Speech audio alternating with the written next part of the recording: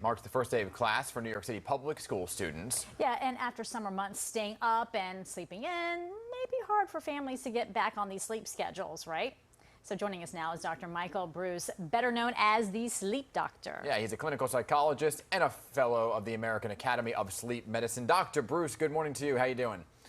Good morning. I'm doing great. Are Thanks you well for slept? asking. Yeah, really. I am Okay. well slept. I wish It's a I little could early be. here in LA. Yeah. Well, yes. Well, thank you for waking up early. So let's get right into it, because what are some of the things that parents can do to make sure their kids get a good night's sleep on Sunday, especially after the summertime where they may have stayed up a little bit longer than their normal bedtime? Absolutely. So the first thing I want all parents to realize is this year is going to be a different year.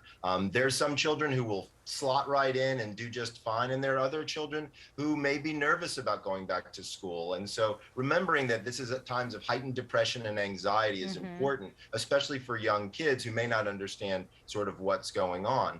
Before we, get into the scheduling of things, one of the things I recommend for parents is do a bedroom check. What do I mean by that? Try to remove any extra light sources, any extra sound sources. You want the bedrooms to be quiet, cool, and dark, if at all possible. Those are the three big things that we're always looking for. And one big thing that a lot of parents don't really think about, and it was something I had to learn about as a parent as well, is blue light. Okay. So it turns out that there's a particular frequency of light that comes from almost all of our devices, like our phones, tablets, things like that. That light actually turns off the melatonin faucet in our kids' heads. So we don't want them having blue light at night, which is why I actually recommend these. Now, I know these are kind of goofy looking, right? I mean, they're not the coolest things around, but the amber lens is the key factor here. This actually blocks the blue light and keeps that melatonin production going.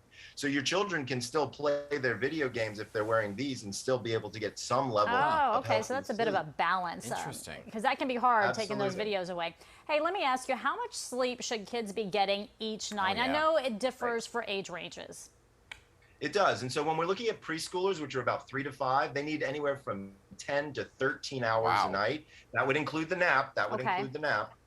Grade school kids, ages 6 to 12, they're needing about 9 to 12 hours a night. And then teenagers, ages 13 to 18 rather, they need about 8 to 10 hours a night. Now remember, not all kids are going to fall into this range. We've got some kids who might need a little more, some kids who might need a little less.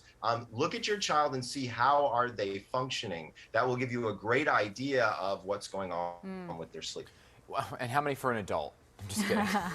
That's variable, right? 7 5 to to 9, 6. depending. Yeah. Okay, 6 to well, 9. You guys as journalists always have a hard time because you're up so early and it's so difficult. Yeah. You're almost like shift workers, to be honest. Right. Well, yeah, and then when you add in parenting on top of that, right, you have 2 jobs. Tell me about it. So how long would you say it takes to get into a regular sleep rhythm, right? Is it just like, okay, I'm into it on Sunday? No, right? It's going to take some time. Yeah, it usually takes, I would say, 7 to 10 days, depending upon how far from a sleep schedule you are. So as an example, if you want your child to be waking up at, let's say, 7 a.m. and they're currently waking up at 10, you got a long road you're going to have to walk through, right? But the closer you are to their bedtime, the better. So start to gradually move things forward. If this weekend is the weekend, then I would say every 30 minutes you can increase. So if they normally wake up at 7 and let's say they're waking up at 9, maybe have them wake up at 8:30, then 8 o'clock, then 7:30, just to start to get used to that, because getting that big shock on Monday morning of, oh my gosh, I got to wake up at 6:30 in the morning, never goes well. You may see some temper tantrums before they head to school. Hey, let me ask you, not all children sleep all the way through the night. My 5-year-old has had a problem with that. He keeps waking up in the middle of the night for small little things, like wanting to get him tucked back in bed. How do you break that? How do you make it so that they do get that full night's rest? Because that's really important. Sure. So number one, almost all children can sleep through the night unless you have a special needs child or something like that. I'll tell you how we did it in our house. Bribery. It worked like a charm. Okay. So Hot Wheels cars was what my son used to walk in the middle of the night. So we went to the toy store. We bought 10 Hot Wheels cars. I said, for every night that you don't walk in, the next morning you get a Hot Wheels. Guess what? In 10 days, it was fixed. I got to go buy some Hot Wheels. Yeah, seriously. But some parents will bribe using, and throughout the day with tablets or video games, and say, okay, well, here's the iPad. And you're saying, okay, that's not good right before bed. So how far before bedtime do you say no tablet? Great question. Great question. Usually what I do is I ask them, to stop the electronics if they can about 90 minutes before bed. Worst case scenario, 60 minutes, what I call a power down hour. So let's say your child needs to be lights out by 10 o'clock. Starting at 9 o'clock, break that hour up into 3 20-minute segments, 20 minutes for just stuff they got to do, 20 minutes for hygiene, and then 20 minutes for some form of meditation, relaxation, prayer, whatever kind of helps you land the plane, right? Remember, sleep is not an on-off switch. It's more of a process that needs to occur. And what about caffeine?